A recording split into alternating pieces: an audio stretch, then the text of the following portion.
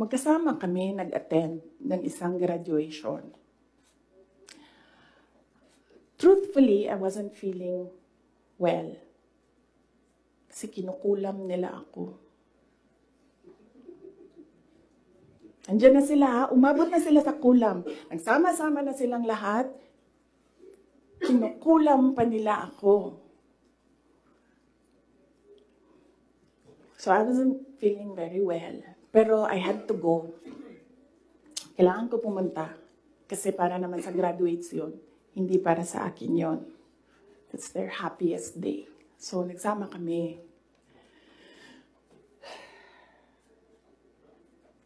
Nagsama kami. Katayo kami doon. And merong isang graduate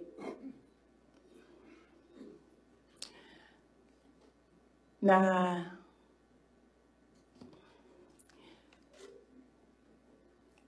alam nyo, para sa akin, there was some sort of inappropriateness sa ginawa ng bata.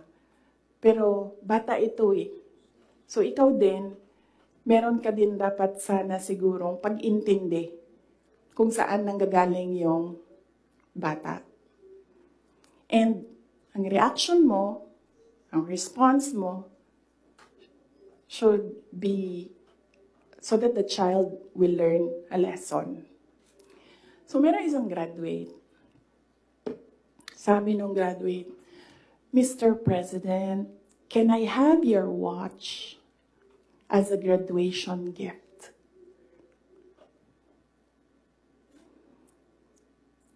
And narinig ko, tabi ako, di ba? Narinig nung katabi ko. Narinig nung katabi ng katabi ko. But apparently, this guy, di niya alam kung ano isasagot niya. So ang ginawa niya, pinaulit niya sa bata. What did you say? So this time, syempre bata, hindi niya alam ba saan yung inulit ng bata, louder this time. Mr. President, can I have your watch as a graduation gift? Nasagot niya. Why? Why will I give you my watch? At that point, may sakit na ako. I wasn't feeling very well. Nandun lang ako, nakakatayo ako doon kasi may gamot ako. Gusto ko tanggalin yung ulo niya ba?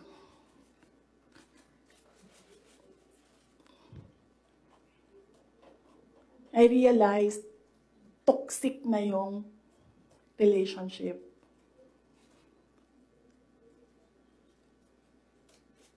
And it did not help na itong dalawang katabi ko, tumawa pa. Pinagtawanan pa nila yung bata. And I saw the humiliation sa face ng bata. I wanted to help him. Gusto ko sabihin sa kanya, itong relo ko na lang, relo ito ng Vice President, ito relo ng Presidente, pero I hope this will do. And then I realized na baka mas lalong mapahiya yung bata if I do that. So I just imagined myself cutting his head. Gusto ko, ganun din ang gusto ko gawin doon sa mga katabi ko. So na-realize ko, toxic na ito.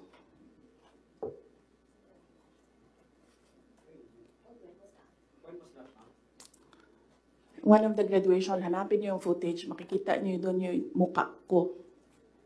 Tsaka mukha niya. I-lip read niyo yung sinasabi niya. Why? Hanapin niyo yung footage, ma'am. Magtrabaho kayo konti, mag-research kayo.